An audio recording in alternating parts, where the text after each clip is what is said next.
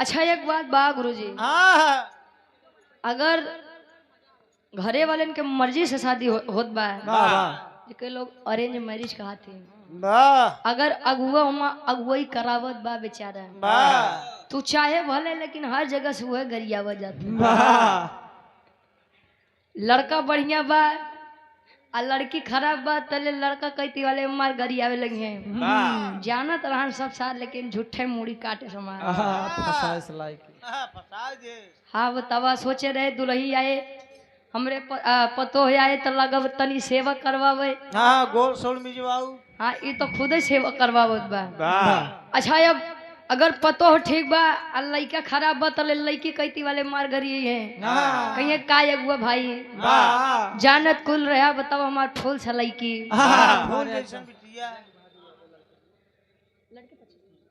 जंग बहादुर यादव जी ये वर पक्ष से गार्जियन जी के द्वारा 100 रुपया आशीर्वाद के चारे। रमाकांत यादव जी जिला पंचायत सदस्य के आप भावी प्रत्याशी है वार्ड नंबर 3 से 200 रुपए का सम्मान ईश्वर करे, विजय का तिलक आपके मत्थे पर लगे। अच्छा अगुवाई करे बदल निकलत है नावी और बाभन, तनी सा दूरी आगे निकलन विचार करत है, अरे यार ये दो लड़की खातिर लड़का मिली कहाँ। विचार करत करत पहुंचत है कहाँ, कैलाश पर्वत पे जहाँ भगवान भोलेनाथ अपने ध्यान में मस्त रहे। कैसे? अच्छा आज के समय में गुरु जी केहू केहू के माने चाहिए मत माने, लेकिन भगवान भोलेनाथ के सब मानत है। हाँ हो भगवान भोलेनाथ न सब पता ही करे तो अपने ध्यान में मस्त हो जाए भाई, हम अपन शांति खराब कर दूसरे के नहीं कर। और उनकर भक्त लोग जितना है अब सावन के महीना जब आई गुरु जी तली है बोल बम हर हर महादेव, घर घर महादेव, बम बम हर हर साइकिल फरहर। हाँ हो तो हर मांग पूरी करवाऊ, परेशान मत हुआ। भगवान भोलेनाथ गांजा भांग खाई के अपने कैलाश पर्वत पे अपने ध्यान में मस्त हैं, तले नावी और बाभन पहुंचते हैं और अरदास करते हैं का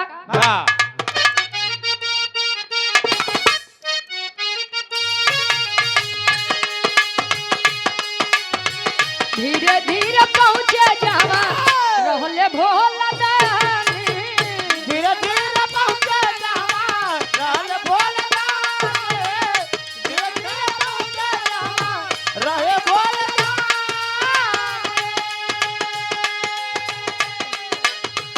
राजा वाली बात बोले दुनहु जुबानी, राजा वाली बात बोले दुनहु जुबानी, राजा वाली बात बोले दुनहु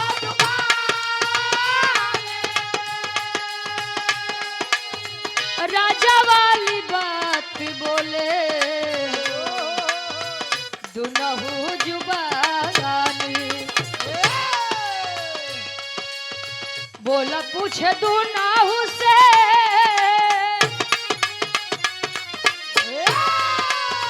भोला पूछे दुनहु से अब क्या करना हो, वर खोज भेजे राजा नवियो बभोना हो, वर खोज भेजे राजा नाउया बभाना हो, नाउया बभाना हो, नाउया बभाना, नाउया बभाना हो, नाउया बभाना, वर खोज भेजे राजा नाउया बभाना, वर खोज भेजे राजा, नाउया बभाना। धीरे धीरे पहुंचे जहाँ रहले भोले दानी, त राजा वाली बात दोनों बोले हैं जुबानी। भगवान भोलेनाथ ध्यान में मस्त हैं, तले जब नेत्र खुला है, आप कौन है बालक? कौन है? कहे कौन है आप और यहाँ पर आने का कारण? हाँ डब्लू गुरुजी हम जाना था यार, क्या बात है? कहे कि कौन है क्या करने आए? तले दोनों प्राणी नाव देखे बाभन के, बाभन देखे नाव के, कहा यार तू ही बतावा, तू ही बतावा, नहीं तो कुछ मिस्टेक हो तो राजा साहब नहीं जिए दी है। बोल उनका कहा तू बतावा, कहा हाँ तू पंडित जी है, तू पहले बतावा, नाव कम बाद में आवत है, तू बतावा, कहा तू बता, कहा जे सारे हम ही बतावत है। कहें स्वामी मैं राजा विश्वरूप जी के दरबार से आ रहा हूँ। कहें तब? कहें कि उनकी 2 बेटियां जिनका नाम रिद्धि और सिद्धि है, बड़ी सुंदर हैं, बड़ा सुशील है। वेरी ब्यूटीफुल है।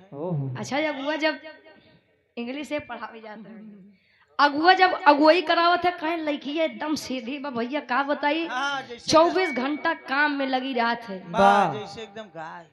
हाँ गाय बताओ थे, लेकिन कौन वाली अब नाय बताओ। कहें लड़किया जैसे एकदम गऊ बाप का बताई, ओकर आवाज सुनबे न करबे, पहले उन्हों लोग मान जाएंगे अरे भैया आज के समय में संस्कारी लड़की मिल जाए बहुत बड़ी बात है। लड़की अगते मान ठीक बात है, ठीक नहीं तो लगे अपन रूप दिखावे। अच्छा यार बताओ तन की 2 बिटिया रिद्धि और सिद्धि बड़ी सुंदर हैं, सुशील हैं। कहे तब हम का करें? कहें कि आपके लड़का गणेश जी से कहे नहीं सदिया मानी लेता है, मानी ले ही। कहे हाँ जान ले लड़की एकदम ठीक यहाँ, तले भगवान भोलेनाथ अनुमति देते हैं। अच्छा बियाहे बदे सब परेशान रहते चाहिए उजे हो, तुझे पहले बैठा छोड़बा का। अब बियाहे के लड्डू ऐसा होबे करत गुरु जी, जे खात है वो पछतात है। तले खाइन के पछतावा करा। अंतरक के दूसरे अंताल में कवि जी लिखते हैं, तैयारी होत बा कैलाश पर्वत पे। कैसे?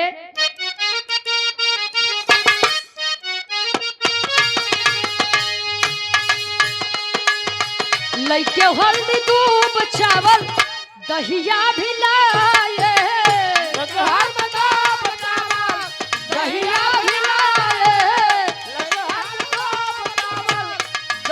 भी लाए, गणपति के माथा पर तिलक लगाए, गणपति के माथा पर तिलक लगाए, गणपति के माथा पर तिलक लगाए, गणपति के माथा पर तिलक लगाए, खुशिया में बरसे लागल,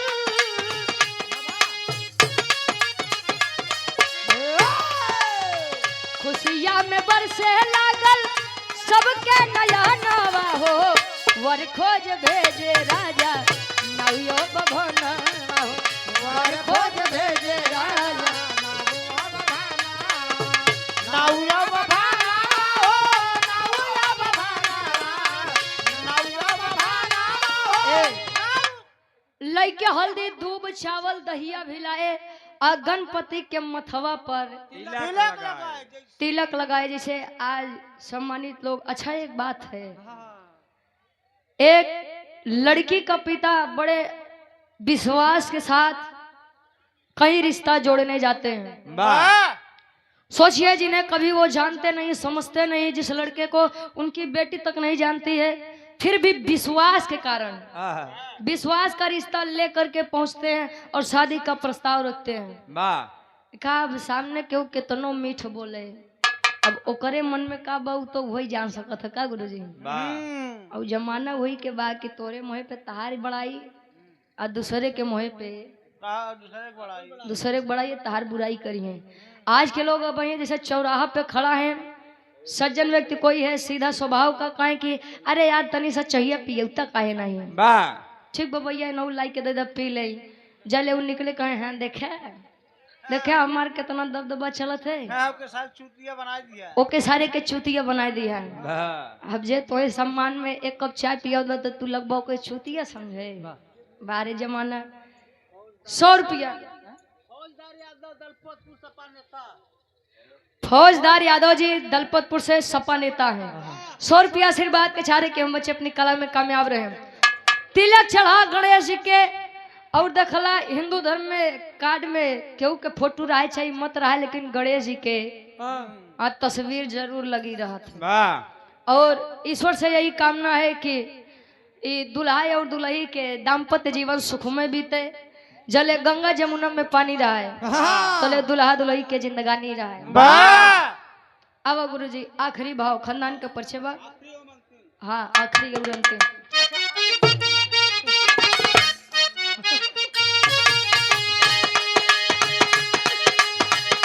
गुरुवर बिहारी गुरु का रे सब है सपना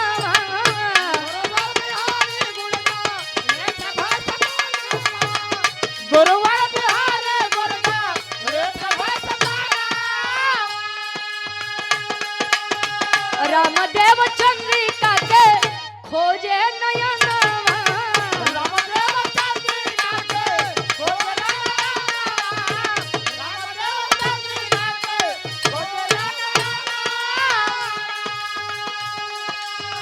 रामदेव चंद्रिका के खोजे नयनवा। आप सम्मानित बड़े भाई नागेंद्र यादव जी उर्फ बब्बू भैया हमारे जिला उपाध्यक्ष समाजवादी पार्टी और भावी प्रधान पद के आप प्रत्याशी हैं आरा कला से 100 रुपया आशीर्वाद के चाह रही ईश्वर करें प्रधानी जीता। वैसे सब चुनाव में इतनी मेहनत नहीं करे के पड़त नागेंद्र भैया जितना प्रधानी में करे के पड़त है जितना जने खड़ा है उम्मीदवार बना है ते जानत है 4 लाख जाई कि 5 लाख जाई कितना दे दे तो ओटवा ले ले पता करवा नहीं लोग के दोस्त नहीं बाजा तू लोग वही मजबूर करता के नहीं चाहत कि प्रथम विजय का तिलक सदैव मेरे मत्थे पर लगे ये सब सोचत है बाटक पड़े खूब चौचक का अरे दारू भाई तू नहीं बताबो तो वो सब जानत है के था बारे मन पैसा इकट्ठा करत बा आवा सोचत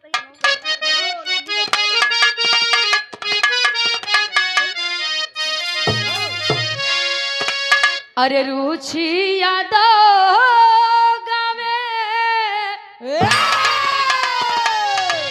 अरे तिलक के बखनवा हो अरे तरुचि यादव गावे अरे तिलक के बखनवा हो वर खोज भेजे राजा नाउयो बभनवा हो वर खोज भेजे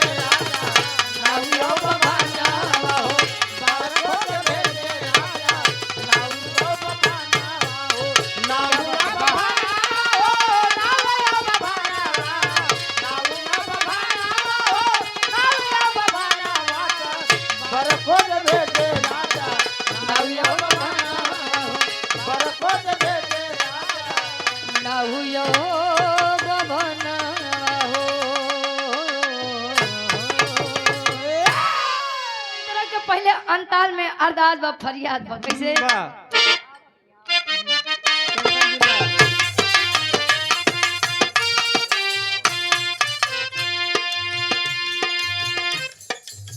तुझसे गीत मेरी बाजे संगीत मेरी तुझसे गीत मेरी बाजे संगीत मेरी तुझसे गीत मेरे बाजे संगीत मेरे कोई ना है हमारा माँ तू है सहारा कोई ना है हमारा माँ तू है सहारा कोई ना है हमारा माँ तू है सहारा ज्ञान बतावा रहा देखावा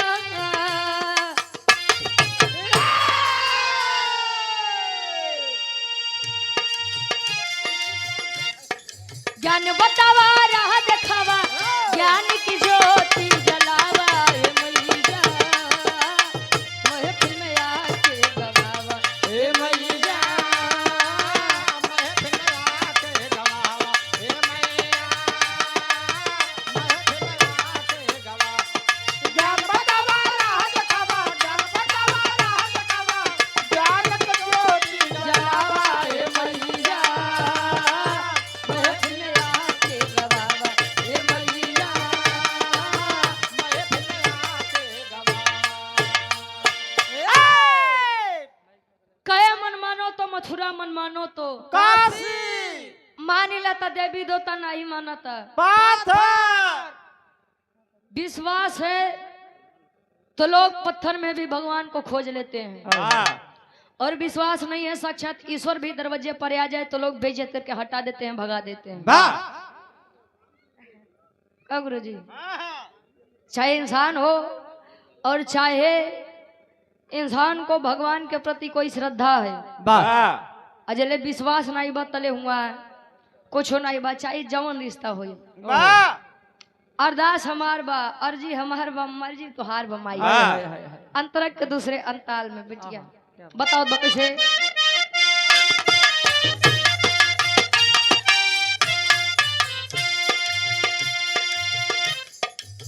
सुन के पुकारी आजा, हंस पे सवारी आजा,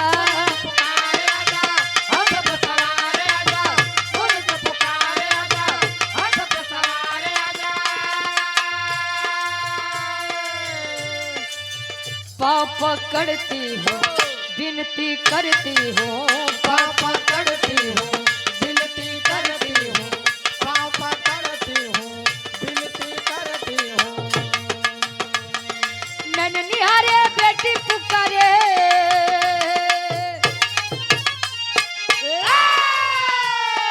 नैन निहारे बेटी पुकारे, स्वर्गम साज सजावा हे मैया, महफिल में आके गवावा हे मैया महफिल में आके गाओ, हे मैया महफिल में आके गाओ। नैनिहारे बेटी पुकारे, नैनिहारे बेटी पुकारे, स्वर्गम साज सजावा हे मैया, महफिल में आके गवावा हे मैया महफिल में आके गाओ, हे मैया महफिल में आके गाओ। नैन निहारे बेटी पुकारे, सरगम साज सजावा।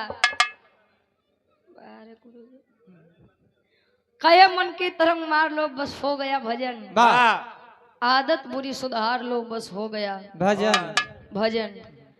मन साफ बा तो अगर 2 मिनट ही भाव भजन करेंगे वह सफल है। वाह वाह आज के समय में लोगन में बड़ा एक चीज उत्पन्न होत बा कि देवी देवता नहीं होते हैं। वाह का गुरुजी, ईश्वर नहीं होते। देखिए संसार में अगर नकारात्मक शक्तियां हैं तो सकारात्मक शक्तियां भी हैं।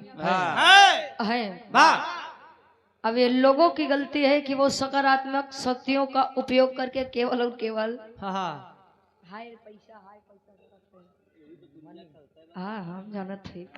आखिरी भाव में बिटिया अरदास करे कि विराह जगत में हमारे खानदान का बा, विराह जगत में हमारे माई बाबू के बा। वाह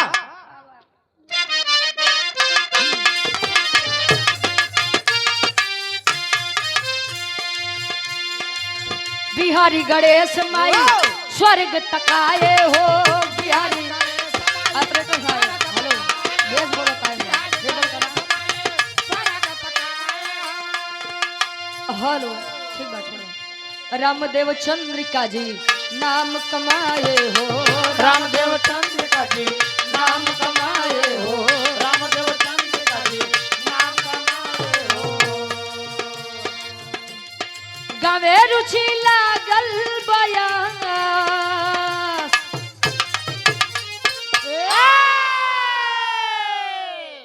अरे तगावे रुचि अब लागल बयास, अरे तरही आया के बतावा हे मैया, हे मैया महफिल में आके गवावा हे मैया, हे मैया महफिल में आके गवा। क्या बात है? रावे रोके लागल बया, रावे रोके लागल बया, रहिया यार बतावा हे मैया महफिल में आके गवावा हे मैया महफिल में आके गवा। हे मैया महफिल में आके गवावा।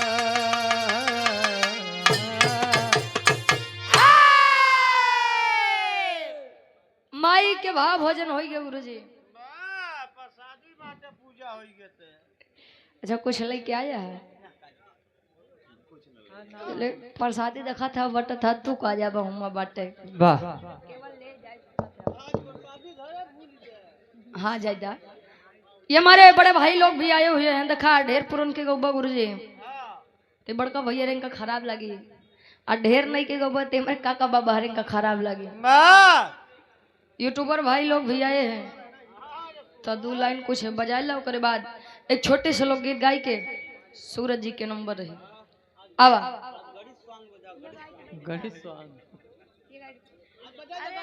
आज सही नाम लिखे, आज गड़बड़ नहीं हुई।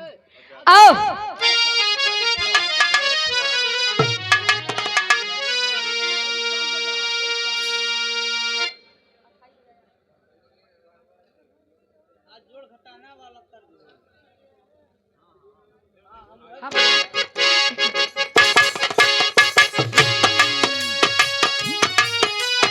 क्या बात है बात।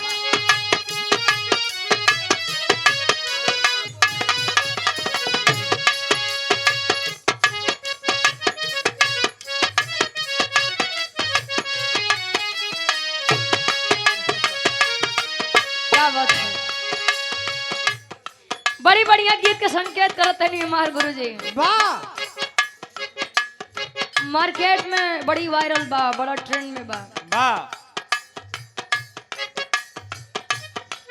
दुल्ही अपने सैया जी से कहे कोनो नई नवेली दुल्हन का कहे तनहा मिलनवा के धड़ के छोटिया, तनहा मिलनवा के धड़ के छोटिया, तनहा मिलनवा के धड़ के छोटिया,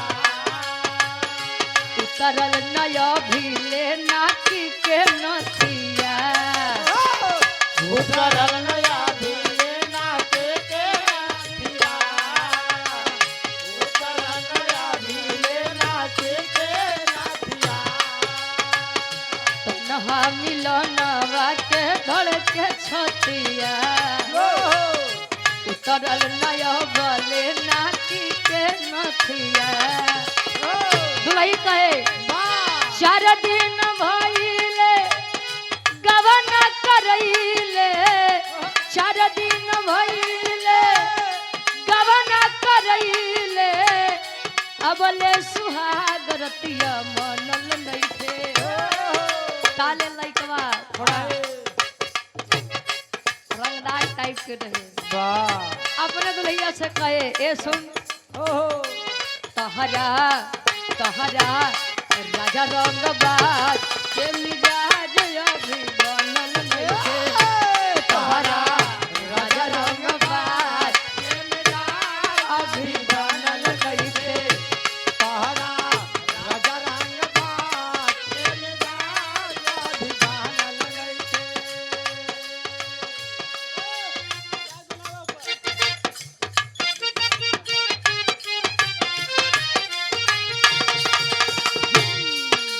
कौन दुल्ही अपने परदेसी सैया से कहे आज के समय में अच्छा कॉपी बड़ा तगड़ा होत बा। दुल्ही कहे अपने परदेसी सैया से का कहे त सैया आवा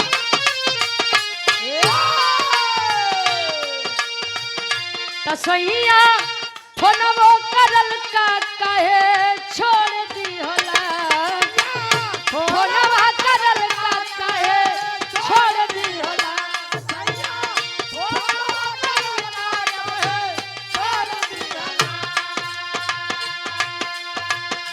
त राजा फोनवा करल का कहे छोड़ दिहला।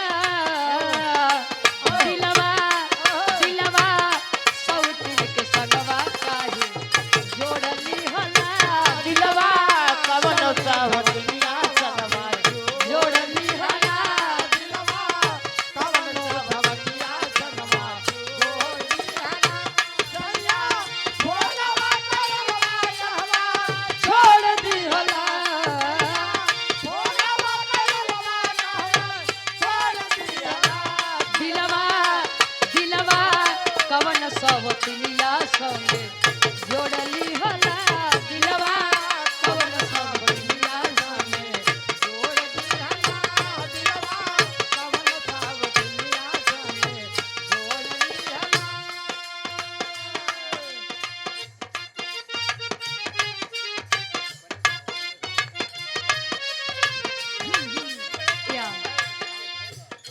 एक बात और कहो करे बात।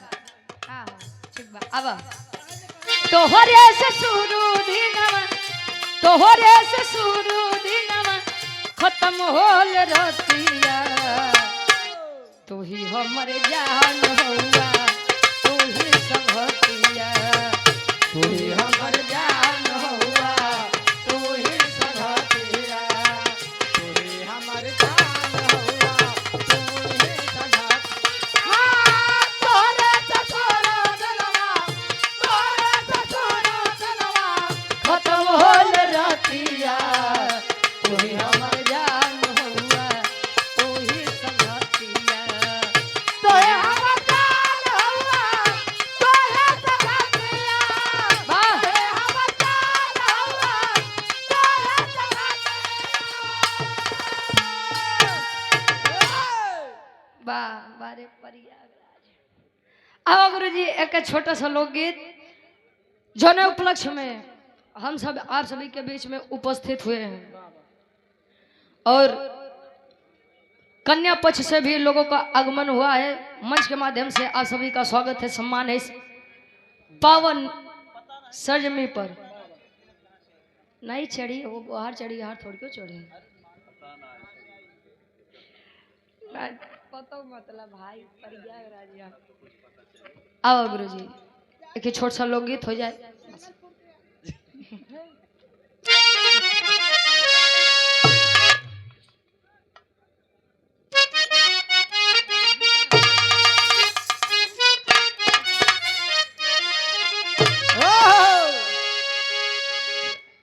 दुल्ही कहे अच्छा पहले के शादी विवाह हो तो लड़का चल जाए प्रदेश कमाए बदे जाई माई बाबू के ऊपर ज्यादा लोड हो गया, खर्चा कर्जा भरे के बाद खर्चा ज्यादा हो गया।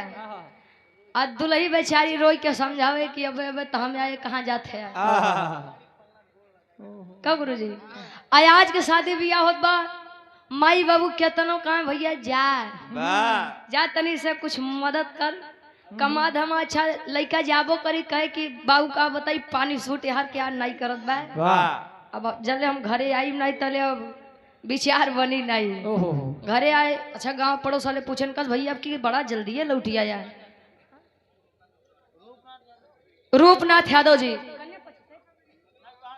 कन्या पक्ष से हमारे गार्जियन जी सम्मानित 100 रुपए का आशीर्वाद के चारी के हम बच्चे अपनी कला में कामयाब रहे। अब वो दुल्ही समझावत बा अपने सैया जी से लगे बेचारी गोड़ पकड़ के रोए। अच्छा इनका ढेर जानकारी रहा था और का भाई वो दुल्हिया अपने सैया जी से कहे का कहे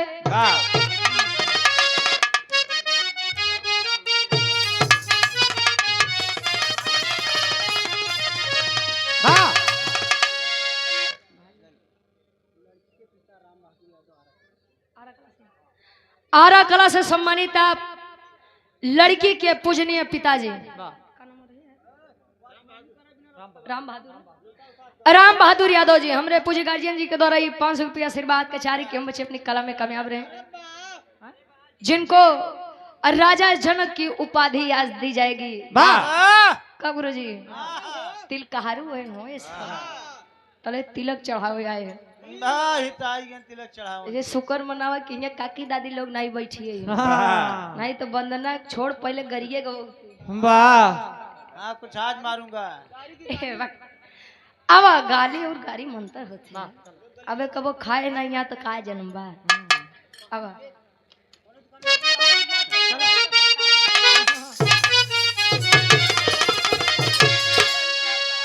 दुल्ही कहे अरे जवन जवन कहा सैया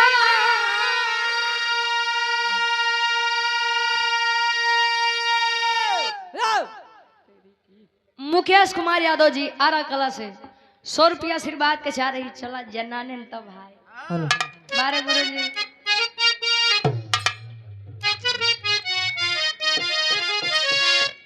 अरे जवन जवन कहा सैया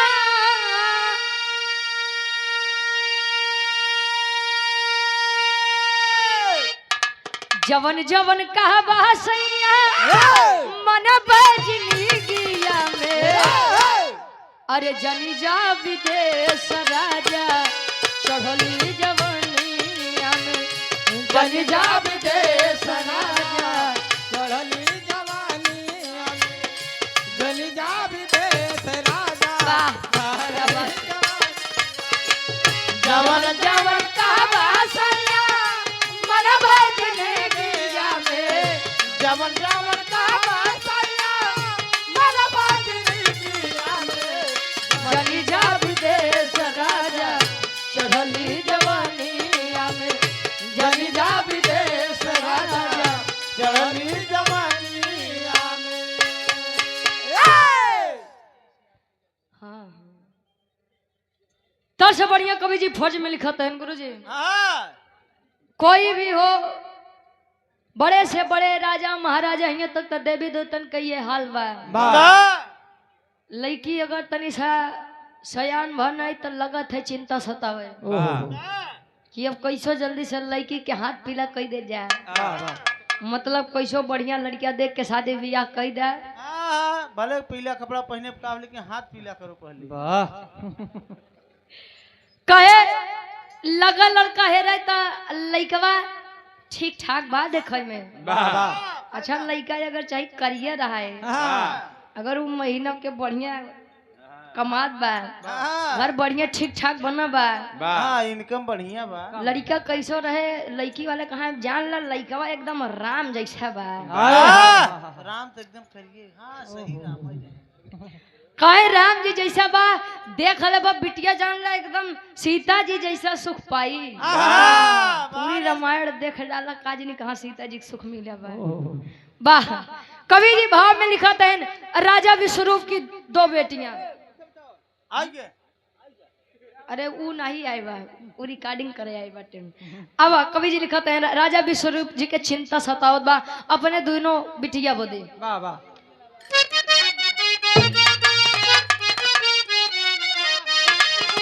हाँ अरे राजा विश्वरूप के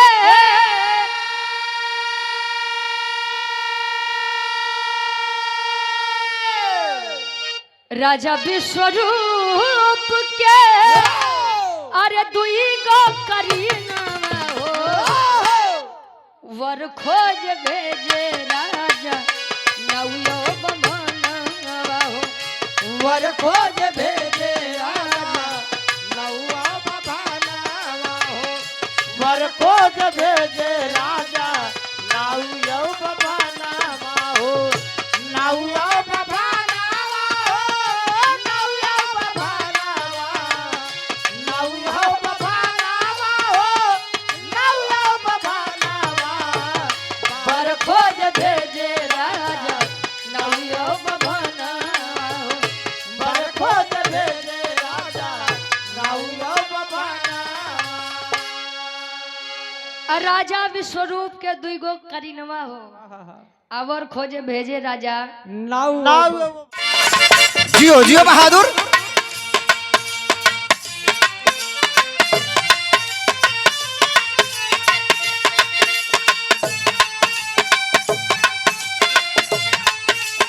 अरे जय हो जय हो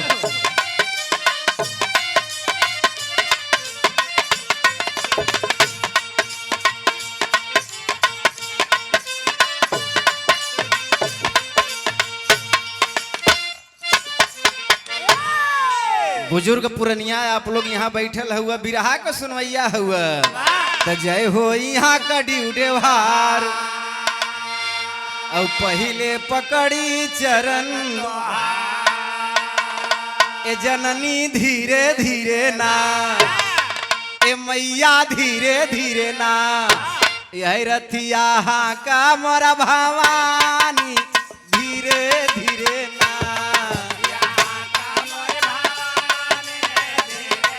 जियो बहादुर बारे भीम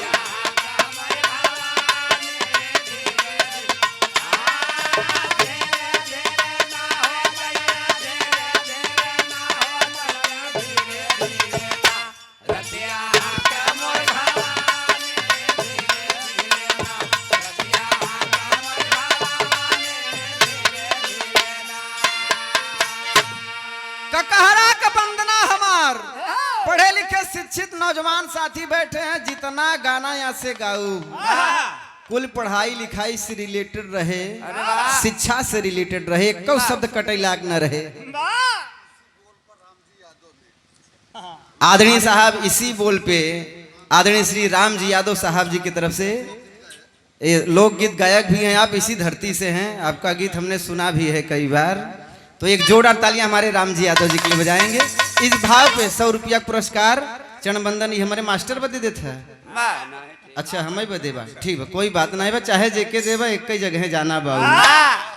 ककहरा का बंदना हमार शुरू हो था मास्टर साहब, करी बड़ाई हम के तना दुनिया तोहरे गुण गावत बा, खेवन हार जगत के तो हई देवता शीस झुकावत बा, गहलू कर कृपान कठिन तू मूर्ति दर्शावत बा, घर बनू दुश्मन के ऊपर ऐसन वेद बताव।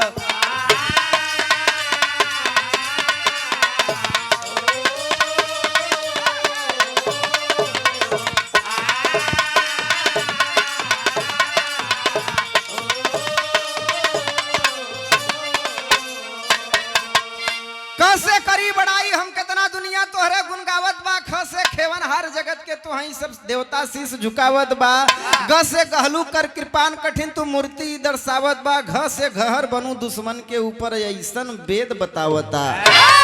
अंग माने त चारो ओरी बायनियारा त चारो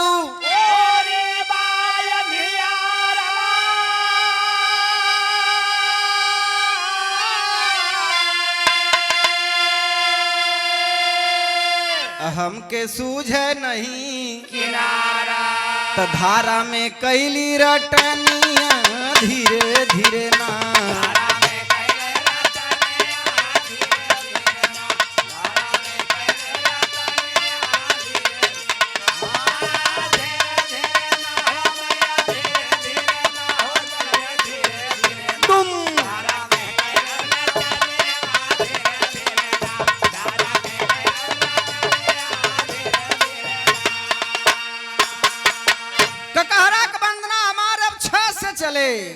छलकत नीर नयन से मैया दुख में बना सहारा तू, जय कल्याणी कहीं विधि भरनी भगत के भाव विचार तू, झाझर नैया डगमग डोले होके बना सहारा तू, टेरत महफिल में चली आव अपन वाद सितारा।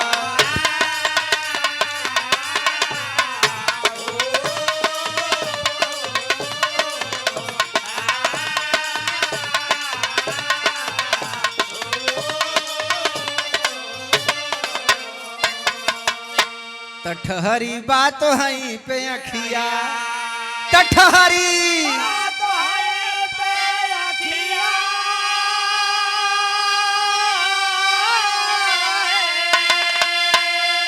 अब पोछे वाला केहू न बसिया पर्वत के जोगिनिया धीरे धीरे ना,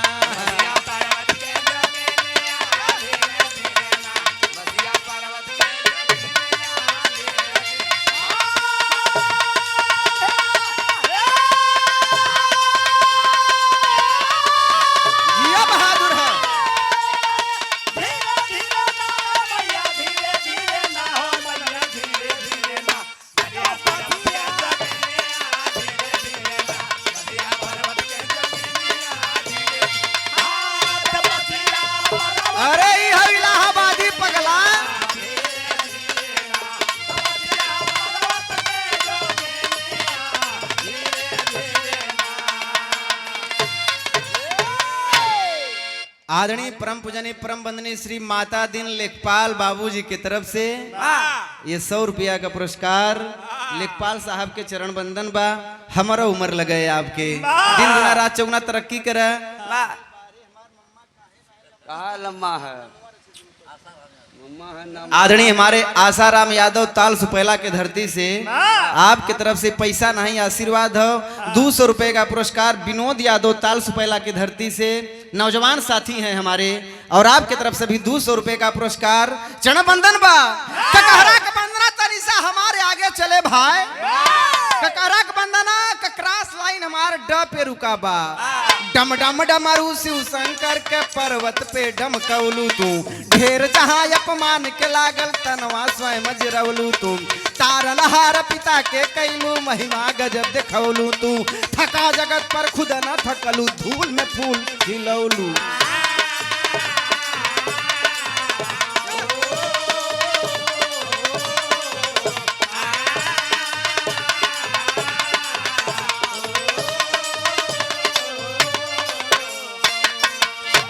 से डम डम डबरू शिव शंकर का पर्वत पे डमकबलू तू ढ से ढेर जहाँ अपमान के लागल तनवा स्वयं जरवलू तू अड़ माने पूछो ना त से तारन हार पिता के कैलू महिमा गजब देखवलू तू थ से थका जगत पर खुद न थकलू धूल में फूल खिलवलू तू कहरा के वंदना हमार द से चले कि दानी दया कर एक बार अरे दानी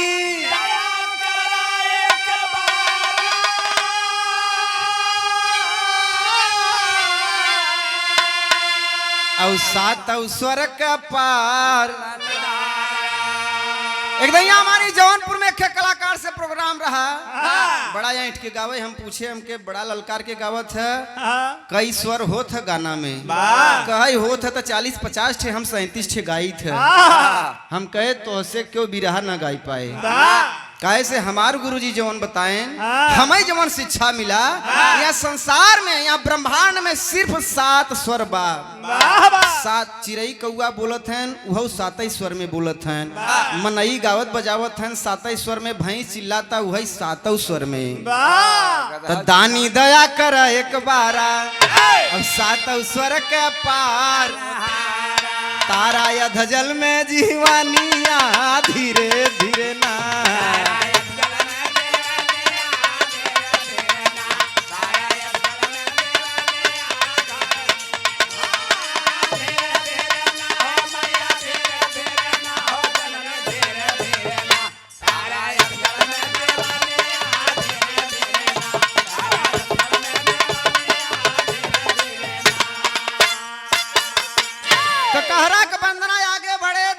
शुरुआत बा धरती से अंबर तक फैली तोहरी ज्योत किरण मैया नदिया और दरिया में तोहरे बल का बहे उफन मैया पतिव्रता के जान बचौलू पूजा गया शरण मैया फल मनसा के सबके देहलू जो भी गया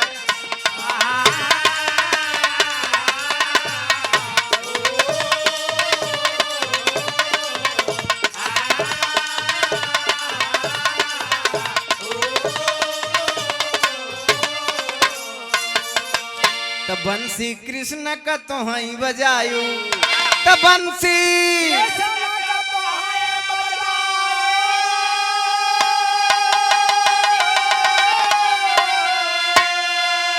और गीतिया तान से न कगायू भायू बन के महारानिया धीरे धीरे ककहरा का बंदना तनी से आगे से चले भस शुरुआत बायब भस्मासुर के भस्म तिहु तू तिहु तार ना रातो दिन मन मंदिर में आके बैठ यही प्रार्थना रातो दिन याद हमार भुलायु काहे करी अर्चना रातो दिन रथिया पर बैठ महारानी यही प्रार्थना रातो दिन अरे जिया जिया बछरू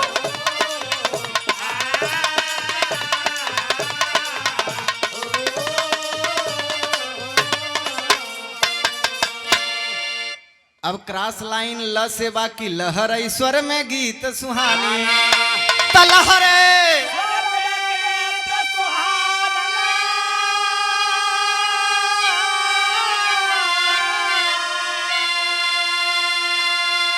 आदरणीय प्रमोद यादव जी के माता जी की तरफ से 100 रुपया पुरस्कार माई के हमारा उम्र लग जाए 2-5 साल हमार तू ले ले और हमेशा स्वस्थ रह माई और वैसे बताई दे गवैयन के देह से घटत नहीं माई अगर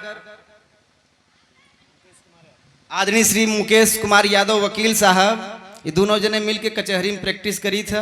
हमारो LLB पूरा हो गया, मैं वकील है लेकिन आपको जूनियर है। ये मुकेश कुमार यादव वकील साहब जी की तरफ से 100 रुपया पुरस्कार चरण बंधन है। वकीलन और पुलिसन से पैसा ले बहुत बड़ा काम बा, लेकिन आप एक ऐसा व्यक्ति है जो गवैया का सम्मान हमेशा करत है। तो एक जोड़ा ताली हमारे वकील साहब बदे आप लोग बजाएगा। और माता जी की तरफ से बहुत सारा पुरस्कार हम बताइला, गवैयन के देह से घटत नहीं। वकील साहब अगर 100 रुपया देव तो आपके 1000 मिले, 1000 देव तो 10,000 मिले। जेके जेके न विश्वास हो दई के देखे। हाँ, तो जेके जेके न विश्वास हो इनके 2-4 विस्सा लिख के देखे। पहले तो वही एक विस्सा हमें लिख देता तो बिहाने 10 विस्सा लिखे हुए। अब भाई हमारा वरासत नहीं भाई। तो भाई ज्ञान ही बांटत है, माई बाबू जियत है ना। हाँ हो चला तो भाई ज्ञान ही बांटत है। मास्टर साहब अंतरा हमारा आगे बढ़े, आखिरी लाइन पर वरदे के वरदानी भैलू ममता के बरसवलू तू, शीस नवाए मुनिगढ़ तो के दीपक ज्योति जरवलू तू, खष्ट रूप धई कालिदास के कविता छंद पढ़वलू तू, सदा लाज भगतन का अपने रण में आई बचवलू।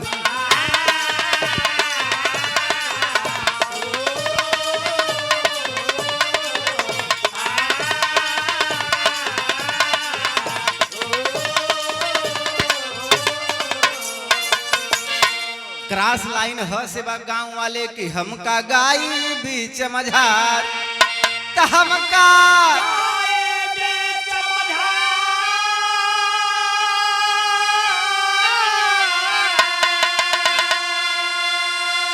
औ बाड़ू गीतिया का तू भन, प्यार में मांगीला रगिनिया धीरे धीरे ना।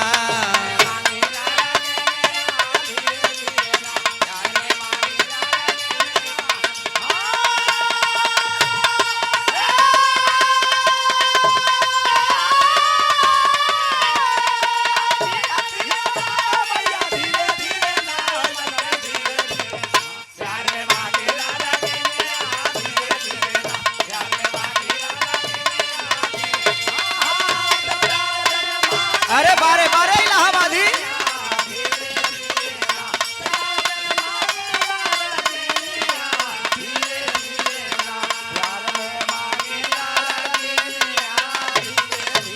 जियो जियो पट्टे।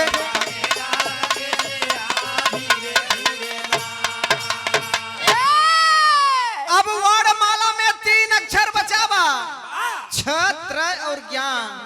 और अंतरा का लाइन 4, लेकिन हमारे गुरुजी गया कवि जी का कलम देखा कलाकारी उनकर, क्षमा छानी 56 छैया का ज्ञान कठौती तू बाड़ू, त्रिभुवन तोहरे आंचल अंदर जीवक मोती तू बाड़ू, ज्ञान ग्रंथ में लिखा जवन कुछ ज्ञान कठौती तू बाड़ू।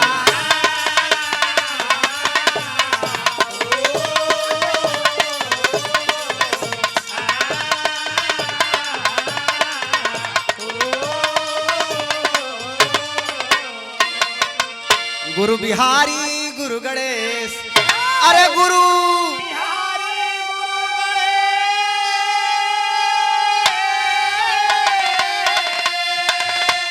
और विजयी प्यारे लाल का तशेष में गया कवि कल खनिया, शेष में गया कल खनिया धीरे धीरे।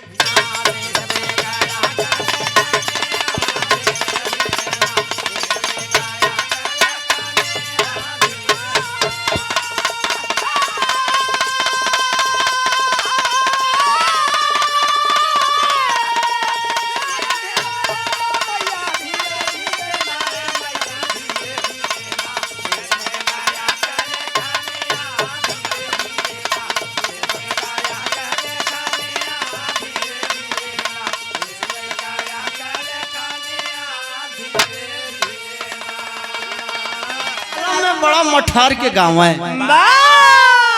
तोहरो न जवनिए बा, हमारो जवनिए हो लहावे चलते। अगर लही जाए तो रामदेव यादव नहीं विष्णु यादव हबई के है रहबई के रह। वाह रे हम वाह, तू नहीं हम पत्ती द उठाई द तनिसा मास्टर साहब का जय बहादुर।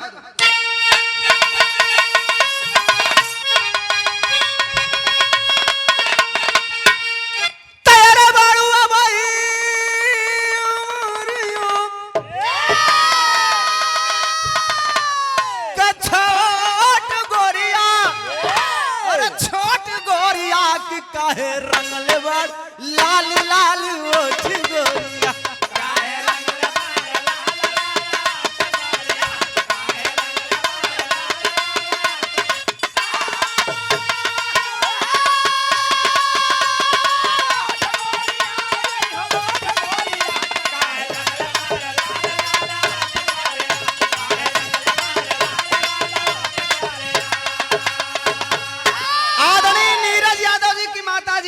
हमारो महतारी है आपके तरफ से पैसा नहीं आशीर्वाद है, लेकिन एक लोकगीत आप लोग सुनेगा मेरे तरफ से। इधर सब गाय के गायन वीर रस का भाव। अरे बारुआ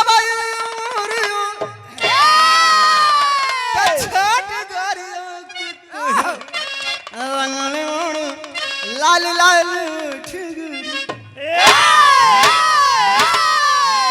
लेकिन सुनिए एक लोकगीत सुनिएगा आप लोग। क्या हेलो, प्रधान ताल सुपैला सुनील यादव साहब, आप मंच पर आ जाएं। प्रधान ताल सुपैला सुनील यादव और बाला यादव देवनाथपुर के हैं, वो बिरहा गायकों के बड़े करीब होते हैं। आइएगा।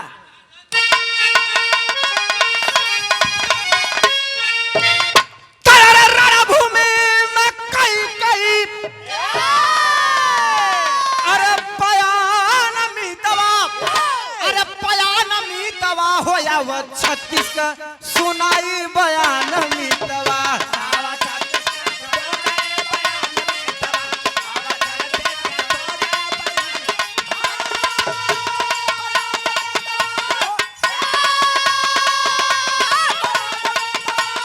बयान मितवा हो या छत्तीस का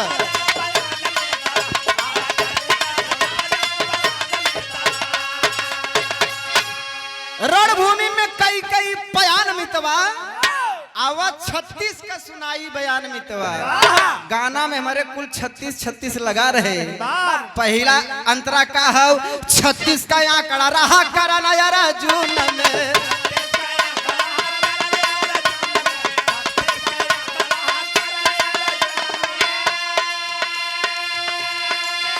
अरे 36 गुना मिलावे हाँ दुल्हा दुल्हन में।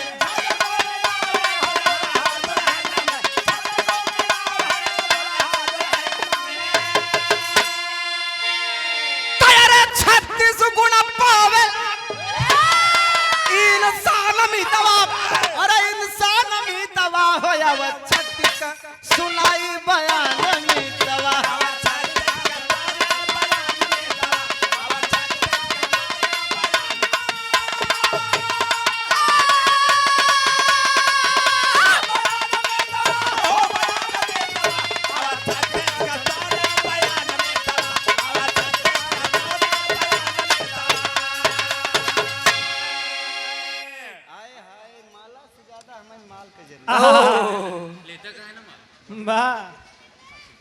हमारे सुनील यादव प्रधान जी ताल सुपैला के बहुत तेज तराक ऊर्जावान प्रधान हैं आप।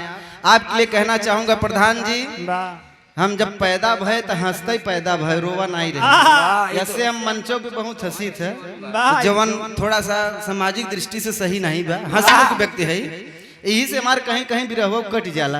बड़ा हंसत है यार, हंसे से माँ गलती नहीं बा। तो सुनील यादव ताल सुपैला वर्तमान ग्राम प्रधान है आप। हम सोचते हैं कि आपको क्या दें, इस प्यार का क्या जवाब दें। सुना है कि सबसे खूबसूरत तोहफा गुलाब होता है, पर जो खुद गुलाब है उसे क्या गुलाब दें।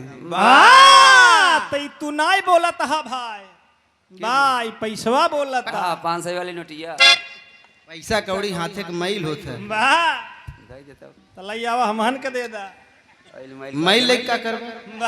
मास्टर साहब 36 गुण आप लोग शादी ब्याह रोज करवावत हुआ।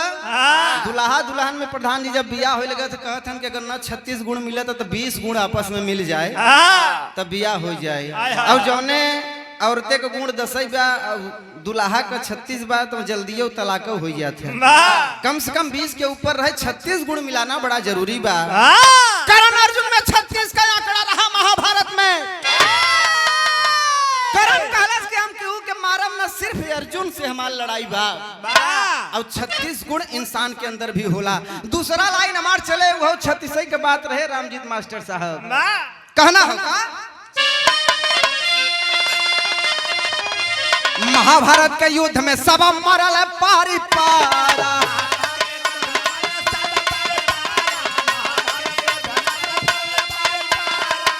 आया है सो जाएगा राजा रंग फकीर। कोई सिंहासन चढ़ चला, कोई बधा जात जंजीर। ही लाइन से रहे, पहला लाइन। महाभारत के युद्ध में सब मरल पारी पारा।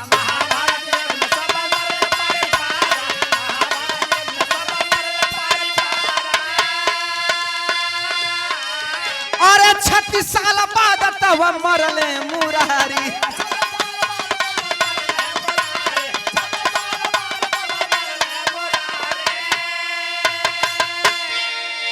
तैयारी में पहलिया मरले, अरे एड़ी में पहलिया मरले।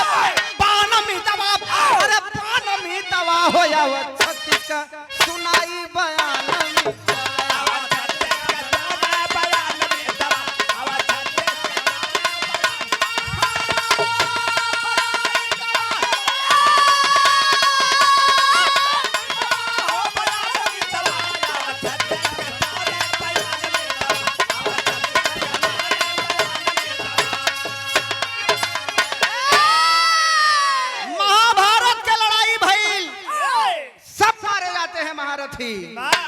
पांच पांडव बचलन किशन कन्हैया।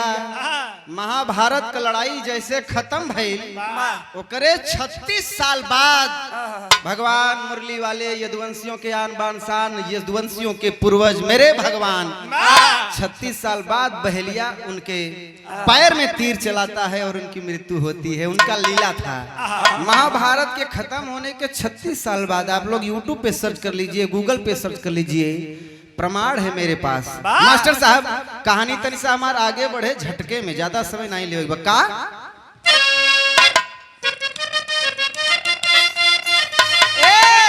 पढ़े लिखे नौजवान, अरे 36 स्वर व्यंजन, 36 व्यंजन जे में 16 स्वर का कहानी।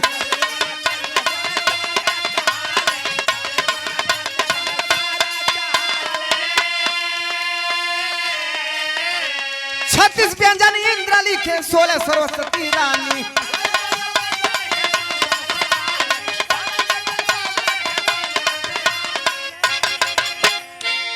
तेरे वाल्मीकि रामायण लेबा, अरे वाल्मीकि रामायण लेबा, अरे छानमी दवा, अरे छानमी दवा होया वो 36 का सुनाई बयानमी दवा।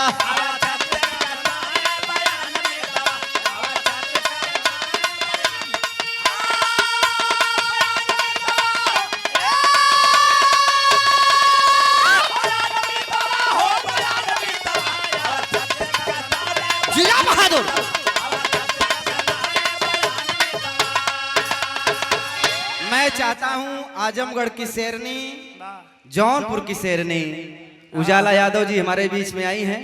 मैं चाहता हूं जोरदार तालियां बजाकर, इतना जोरदार तालियां बजाइए कि आप लोगों के गांव में पहली बार इनका प्रोग्राम हो रहा है, तो इनको भी लगे कि किसी गांव में मैं गाने गई थी। एक बार फिर से जोरदार तालियां बजाकर स्वागत करिए। 5 से 10 मिनट में माइक मैं इनको दे दूंगा। ए भैया 36 व्यंजन जौने में आ आ इ उ ऊ ई 16 ठेबा, के बाद क ख ग घ ग घ अंग ज्ञात, तो 36 व्यंजन इंद्र दे, लेकिन 16 ठे सरस्वती रानी दी हैं। मास्टर साहब तनिषा और आगे हमारे बढ़े 36 का गाना का।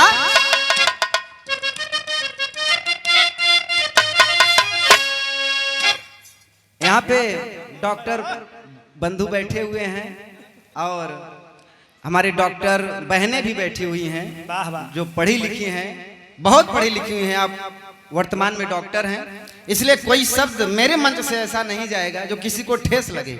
यहाँ तक कि ऐसा शब्द जाएगा जो शिक्षित करने का प्रयास करेगा। क्या कि 36 हफ्ते बाद होला गोरी के ललनवा।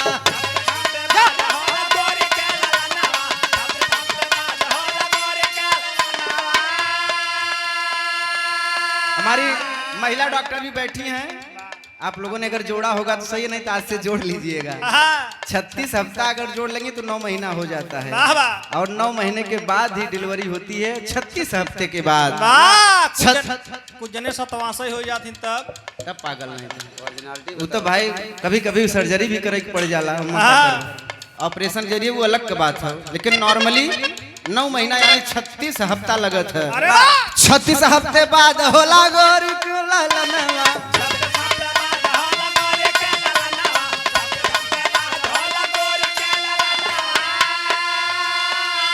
अरे 36 अनुच्छेद बाबा साहब का संविधानवा,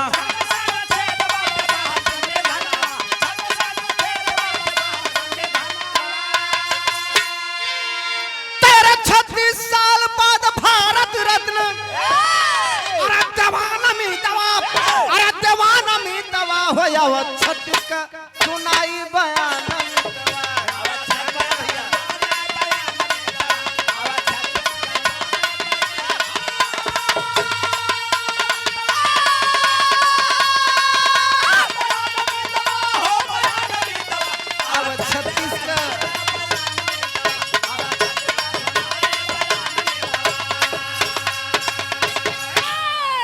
बाबा साहब जिन्हें जो संविधान लिखा, मेरे देश के भगवान, मेरे भगवान, जो संविधान लिखा है उन्होंने 36 अनुच्छेद उसमें है, और 36 साल बाद ये मेरे भारत देश का दुर्भाग्य रहा है कि कर्पूरी ठाकुर जैसे महापुरुष को 36 साल बाद भारत रत्न देकर उनका सम्मान किया गया।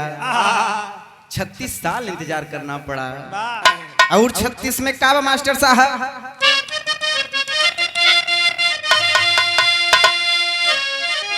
36 इंच का गज होला सुन ले गुजरिया,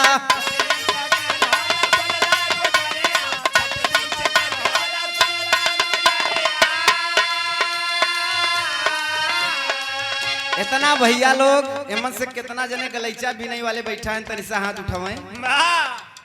अरे आप बैठा है बारे चचा, आप है लजाजिन कालीन नगरी माँ जिला है। अरे मैं भारत सरकार द्वारा चयनित कलाकार हूं। दिल्ली में जैसे सबसे बड़ा IAS PCS की परीक्षा डॉक्टर साहब IAS PCS की होती है, उसी प्रकार सबसे बड़ा स्वर परीक्षा दिल्ली में होता है। उससे बड़ा स्वर परीक्षा कोई है ही नहीं हिंदुस्तान में। भारत सरकार द्वारा चयनित कलाकार हूं। उसने खाली यही हमसे पूछा था कि कोई तुम्हारे जिले का कोई गाना गा दो। हमने यही गलैचा बिनई वाला गाना गावा, और भारत सरकार में चयनित कलाकार है। आज भी सरकार से 40,000 रुपया पर प्रोग्राम का लेता हूँ। इस पिछले साल में 10 कार्यक्रम मिला था मुझे, इस कार्यक्रम भी लिस्ट है। तब एम्मा कोनो शर्म का बात नहीं बा, हम भदोही जिला के हैं जिसमें कालीन नगरी गलैचा का काम किया जाता है। तो आप लोग देख लो, मन 1 गज में 36 इंच होता है। सही बात हो चचा, तो कहना बा का 36 इंच का गज होला सुन ले गुजरिया,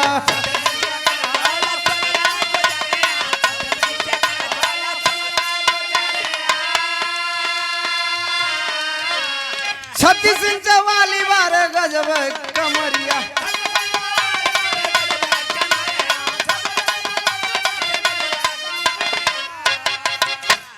अरे छत्तीसगढ़ में 36 मंदिर विराजमान मितवा, विराजमान मितवा हो जाव 36 का सुनाई बयान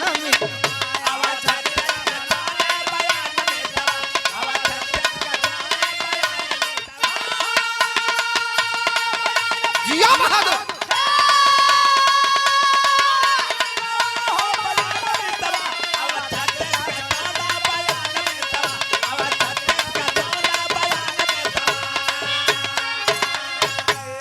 श्री अवध नारायण यादव साहब जी की तरफ से 50 रुपया का पुरस्कार चरण बंदन हमारे यहाँ भाव पे। समय का भी अभाव है मास्टर साहब, बाकी सब आप लोग समझा था, ज्यादा समझावे की जरूरत नहीं बा। कनो गलती हो जाए, ज्यादा बोलत उसे गलती जाता हो तो अपन लड़किया अपन बेटवा जान के क्षमा करत जाए, गोली बंदूक जिन चलावत जाए, बल्कि लाठी गोदी उठाई चल जाए। अरे यार तू हमारे हक में गाना है। मास्टर साहब अगला अंतरा का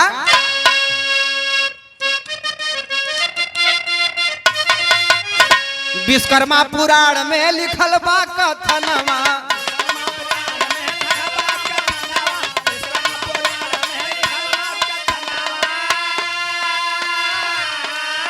अरे मनुमय शिल्पी कोष्ठ 5 गो ललनवा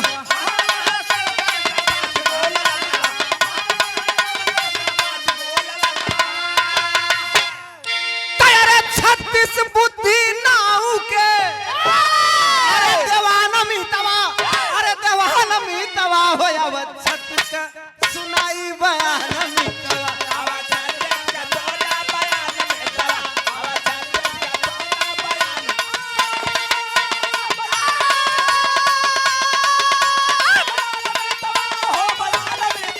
आवत 36 का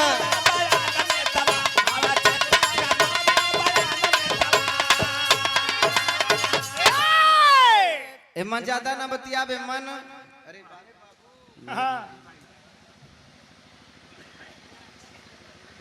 सब वाले नहीं निकली हाँ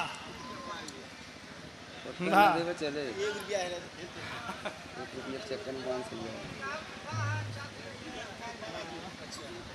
501 रुपये पुरस्कार विजय कुमार बालाजी बाबूजी की तरफ से पकड़ी कला के धरती से एक जोड़ा तालियां आप लोग बजाएंगे, जोड़ा तालियां बजाएंगे। बाबू बहुत कुछ कही था आपके बारे में, लेकिन समय का भाव हमारा आखिरी लाइन चले। ए मन शर्मा भाई कितना बैठा हुआ शर्मा भाई लोग के भाई पहले पुरनिया नाऊ लोग का है जे छुरा लइका होई बताए पागल नहीं था। एमन 36 बुद्धि वितरण बा बताओ रे उनके पास 36 बुद्धि बा। आखिरी लाइन हमारे मास्टर साहब ओकरे बाद छाप रहे का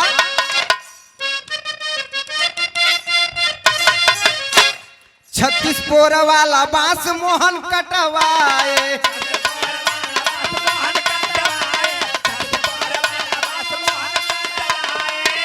अरे बाबा विश्वकर्मा से बांसुरी बनवाए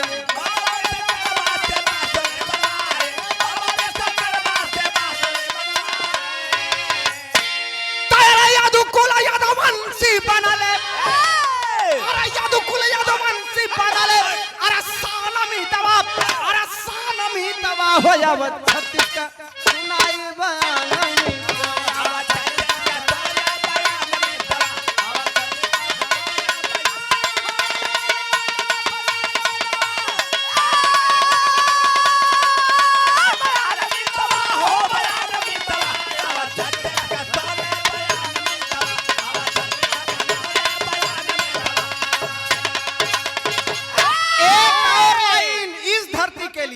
वो लाइन मेरा सुनने के बाद अगर वास्तव में आप लोग पकड़ी कला को प्यार करते हैं तो आप लोग तालियां बजा दीजिएगा। पैसा कौड़ी तो बहुत दिया आपने।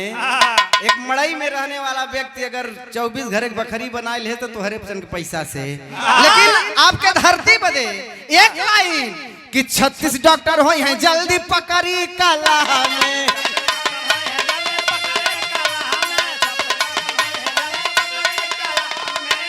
अभी हमारे रामजीत मास्टर साहब बता रहे थे कि इस गांव में 30 डॉक्टर हैं, 30 डॉक्टर हैं, लेकिन जल्द ही 36 हो जाएंगे। आखिरी लाइन बा हमार कि 36 डॉक्टर हो हैं जल्दी पकड़ी कला में।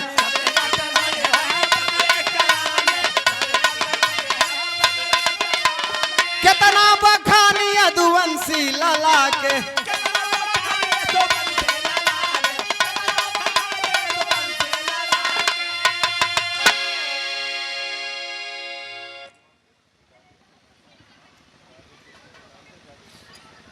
आदरणीय श्री जागेश्वर प्रसाद जी राधे कृष्ण के तरफ से 501 रुपए का पुरस्कार श्री जागेश्वर प्रसाद जी। लाइन हमार खत्म बा का कि अरे यादकुल यादवंशी रहल सानमी तवा अरे सानमी तवा होयव 36 का सुनाई बयानमी तवा। गुरुवर बिहारी गुरु गणेश का कविताई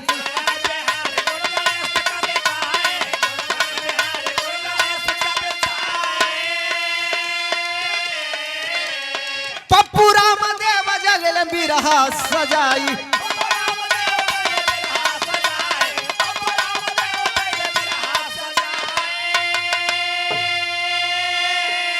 अरे भी सुनू गया कभी गावे 36 का गान मीतवा अरे गान मीतवा होयव 36 का सुनाई बयान।